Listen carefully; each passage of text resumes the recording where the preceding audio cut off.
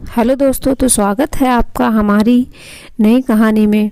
तो आज की कहानी लकड़हारा और भगवान, जिसका नाम है। एक समय की बात है, एक छोटा सा गांव था जहां एक लकड़हारा अपने परिवार का पालन पोषण करने के लिए जंगल से लकड़ी काटकर बेचता था।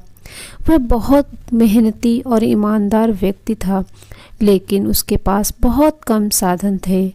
एक दिन वह जंगल में लकड़ी काट रहा था और उसने गलती से अपनी कुल्हाड़ी नदी में गिरा दी।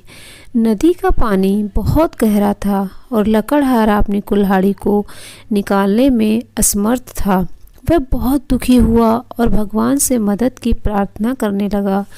तभी भगवान विष्णु प्रकट हुए और लकड़हारे से पूछा, तुम परेशान क्यों हो? लकड़हारा बोला, हे भगवान, मेरी कुल्हाड़ी नदी में गिर गई और मुझे इसका बहुत दुख है।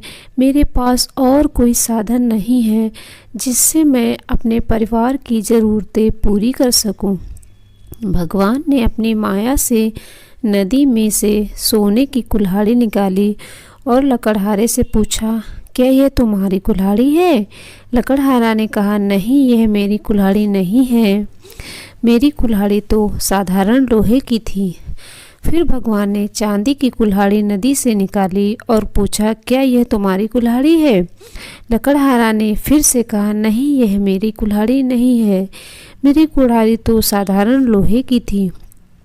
अंत में भगवान ने उसकी असली लोहे की कुल्हाड़ी निकाली और लकड़हारे से पूछा, क्या यह तुम्हारी कुल्हाड़ी है?